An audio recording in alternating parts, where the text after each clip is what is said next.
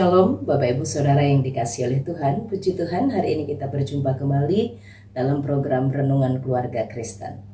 Bapak Ibu Saudara, mari kita bersama bersatu hati dalam doa. Kita mau naikkan syukur kita kepada Tuhan yang sudah setia menjaga melindungi kita sampai di hari ini. Sampai di hari ini Tuhan sudah menolong kita di hari terakhir di bulan ini. Bapak Ibu Saudara, mari kita bersama berdoa. Bapa kami yang di sorga, terima kasih ya Tuhan untuk segala kebaikan-Mu. Terima kasih ya Bapa untuk kesetiaan-Mu. Tuhan sudah menopang kami, menjaga kami, melindungi kami. Terima kasih hari-hari kami Tuhan sertai. Tuhan sudah tolong kami melewati semua aktivitas kami dalam melayani Tuhan, dalam mengerjakan pekerjaan yang Tuhan sudah percayakan untuk kami. Terima kasih Bapa di sorga. Kami bersyukur Engkau pegang kami dengan kuat. Engkau tidak pernah lepaskan dan tidak pernah tinggalkan kami. Terima kasih Tuhan. Di masa sulit, masa sukar, Engkau terbukti nyata menolong kami, menyatakan kasih-Mu bagi kami. Tuhan, kami memohon hari ini Engkau terus mengurapi hamba-Mu, memberkati Bapak Ibu Saudara dengan firman-Mu. Biarlah firman-Mu sungguh menjadi petunjuk, menjadi pemimpin Tuhan, mengarahkan langkah hidup kami. Demi nama Tuhan Yesus Kristus Allah kami siap diberkati oleh firman Tuhan. Amin. Bapak Ibu Saudara yang dikasihi oleh Tuhan, perikop perenungan kita hari ini terambil dari Daniel pasal 3. Daniel pasal 3 ada 30 ayat. Saya akan membacakan ayat 16 sampai ayat yang ke-30 Bapak Ibu Saudara. Daniel pasal 3 saya akan membacakan dari ayat 16 sampai ayat 30. Demikianlah firman Tuhan. Lalu Sadrak, Mesak dan Abednego menjawab Raja Nebukadnezar, "Tidak ada gunanya kami memberi jawab kepada Tuanku dalam hal ini. Jika Allah kami yang kami puja sanggup melepaskan kami, maka Ia akan melepaskan kami dari perapian yang menyala-nyala itu dan dari dalam tangan-Mu ya Raja. Tetapi seandainya tidak, hendaklah Tuanku mengetahui ya Raja bahwa kami tidak akan memuja dewa Tuanku dan tidak akan menyembah patung emas yang Tuanku dirikan itu." Maka meluaplah kegeraman Nebukadnezar, air mukanya berubah terhadap Sadrak, Mesak dan Abednego. Lalu diperintahkannya supaya perapian itu dibuat 7 kali lebih panas dari yang biasa.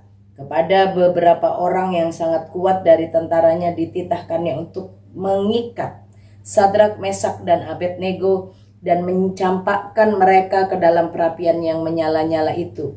Lalu diikatlah ketiga orang itu dengan jubah, celana, topi dan pakaian-pakaian mereka yang lain, dan dicampakkan ke dalam perapian yang menyala-nyala. Karena titah raja itu keras, dipanaskanlah perapian itu dengan luar biasa, sehingga nyala api itu membakar mati orang-orang yang mengangkat Sadrak, Mesak dan Abednego itu ke atas. Tetapi ketika ketiga orang itu, yakni Sadrak, Mesak dan Abednego, jatuh ke dalam perapian yang menyala-nyala itu dengan terikat, kemudian terkejutlah Raja Nebukadnezar, lalu bangun dengan segera, berkatalah ia kepada para menterinya, "Bukankah 3 orang yang telah kita campakkan dengan terikat ke dalam api itu?" Jawab mereka kepada raja, "Benar ya Raja." Katanya, "Tetapi ada 4 orang kulihat berjalan-jalan dengan bebas di tengah-tengah api itu. Mereka tidak terluka, dan yang keempat itu rupanya seperti anak dewa." Lalu Nebukadnezar mendekati pintu perapian yang menyala-nyala itu. Berkatalah ia, "Sadrak, Mesak dan Abednego, hamba-hamba Allah yang maha tinggi, keluarlah dan datanglah kemari." Lalu keluarlah Sadrak, Mesak dan Abednego dari api itu. Dan para wakil raja, para penguasa, para bupati dan para menteri raja datang berkumpul. Mereka melihat bahwa tubuh orang-orang ini tidak mempan oleh api, bahwa rambut di kepala mereka tidak hangus, jubah mereka tidak berubah apa-apa, bahkan bau kebakaran pun tidak ada pada mereka. Berkatalah Nebukadnezar, "Terpujilah Allahnya Sadrak, Mesak dan Abednego. Ia telah mengutus malaikatnya dan melepaskan hamba-hambanya yang telah menaruh percaya kepadanya dan melanggar titah raja, dan yang menyerahkan tubuh mereka karena mereka tidak mau memuja dan menyembah Allah manapun kecuali Allah mereka. Sebab itu, aku mengeluarkan perintah bahwa setiap orang dari bangsa, suku, bangsa atau bahasa manapun yang mengucapkan penghinaan terhadap Allahnya Sadrak, Mesak, dan Abednego akan dipenggal-penggal dan rumahnya akan dirobohkan menjadi timbunan puing, karena tidak ada Allah lain yang dapat melepaskan secara demikian. Lalu raja memberikan kedudukan tinggi kepada Sadrak, Mesak, dan Abednego di wilayah Babel.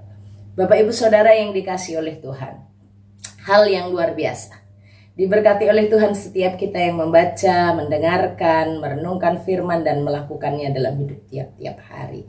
Bapak Ibu Saudara yang dikasihi oleh Tuhan, apa yang kita akan bersama belajar dari pembacaan perenungan firman Tuhan hari ini dari Daniel pasal 3. Saat kita sekolah minggu, Bapak Ibu yang sekolah minggu dulu, mungkin ini hal yang biasa dan sering kita dengar, dan cerita yang sangat terkenal di kalangan anak-anak sekolah minggu bagaimana Allah itu luar biasa dahsyat menolong Sadrak, Mesak, dan Abednego. Itu endingnya ya Bapak Ibu Saudara. Endingnya sangat menyenangkan, endingnya amazing, luar biasa. Tapi sebelum menikmati hal yang luar biasa itu, marilah kita juga merenungkan bagaimana hidup iman itu dipertaruhkan. Hidup iman kepada Tuhan itu dipertaruhkan. Kita belajar dari iman Sadrak, Mesak, dan Abednego di tengah tantangan pekerjaan, di tengah tantangan pengabdian mereka, di tengah-tengah kerajaan Nebukadnezar, di tengah-tengah kerajaan Babel. Bapak Ibu Saudara, Sadrak, Mesak, dan Abednego di dalam Daniel pasal 2 ayat yang terakhir 49 itu diceritakan bagaimana dia mendapatkan kekuasaan menjadi penguasa atas wilayah-wilayah tertentu di wilayah Babel, karena bagaimana waktu itu mereka telah berdoa bersama dengan Daniel dan Daniel mendapatkan penyingkapan mengenai mimpi Nebukadnezar. Jadi mereka menjadi memang orang-orang yang sangat cerdas, 10 kali lebih cerdas dari orang-orang lain. Dan karena ada satu kesempatan yang luar biasa, bagaimana Allah menolong mereka memiliki hikmat, memiliki pengetahuan di dalam pengertian mereka mendapatkan jabatan, ya. Jadi jabatan ini adalah anugerah dari Allah. Kesempatan yang sangat luar biasa, ya Bapak Ibu Saudara.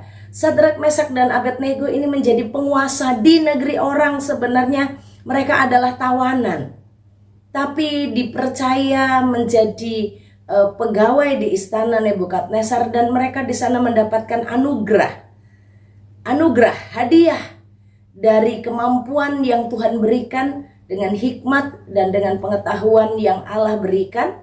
Mereka bisa mendapatkan itu.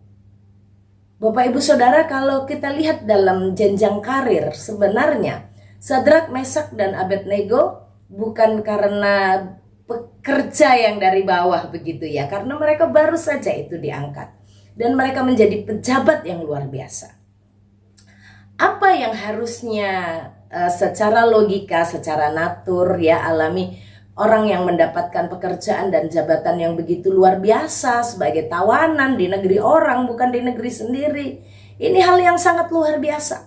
Tapi bagaimana iman kepada Allah itu tidak membuat mereka lupa diri, tidak membuat mereka lupa Tuhan, tidak membuat mereka merubah Tuhan mereka, tidak membuat mereka lupa atau menomorduakan Tuhan. Bapak Ibu Saudara, jabatan itu anugerah, karir itu anugerah, ya, perolehan pencapaian itu berkat Tuhan. Tapi mari kita bersama belajar bagaimana Sadrak, Mesak, dan Abednego lebih menghargai Tuhan daripada pencapaiannya.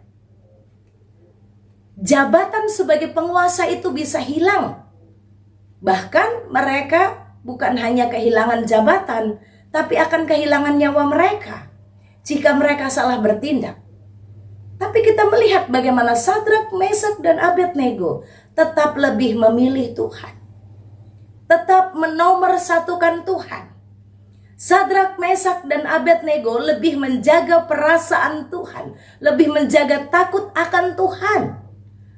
Bagaimana mungkin orang yang baru mendapatkan jabatan yang begitu luar biasa dan dia menganggap hanya begitu, semua itu hanya sekedar sampah? Harusnya Sadrak, Mesak, dan Abednego menjaganya dengan baik. Kalau bisa, dia justru cari kesempatan di mana dia bisa membesarkan, dia bisa menjadi penjilat raja, dia bisa semakin dekat supaya dia mendapatkan jabatan lebih banyak lagi. Banyak orang mencari kesempatan dekat dengan orang-orang hebat, dekat dengan orang-orang kaya, dekat dengan pejabat-pejabat supaya mendapatkan hal ini. Tapi bagaimana Sadrak, Mesak, dan Abednego menyaksikan? Nomor satukan Tuhan, kamu tidak akan kehilangan berkat. Utamakan cinta Tuhan, kamu tidak akan kehilangan berkat. Karena berkat itu adalah pemberian Tuhan. Cari dahulu kerajaan Allah dan kebenarannya. Bagaimana mereka tetap menjaga imannya, menjaga kepercayaannya, menjaga ibadahnya, penyembahannya hanya kepada Tuhan. Di dalam puncak tantangan dikatakan sebenarnya Sadrak, Mesak, dan Abednego mendapatkan kesempatan. Dan kalau orang lain dapat kesempatan ini pasti akan digunakan dengan baik. Untuk apa? Untuk selamat. Tapi ternyata keselamatan itu bukan masalah. Kesempatan digunakan untuk manusia mencari keselamatannya sendiri. Karena keselamatan itu datangnya dari Tuhan. Bagaimana Sadrak, Mesak, dan Abednego, saat dia memilih Tuhan, dia tidak hilang keselamatan.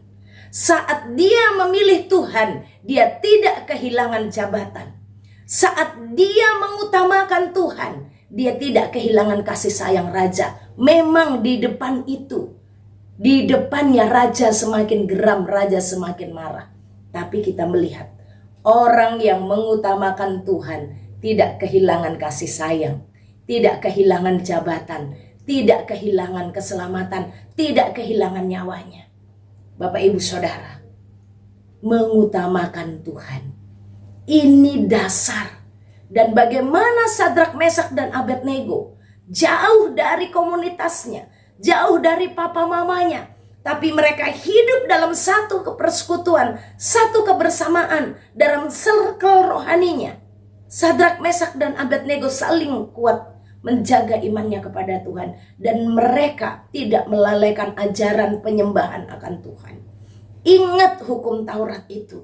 Karena mereka telah belajar. Dari kecil mereka telah belajar. Dan itu tidak hilang. Kata Amsal demikian.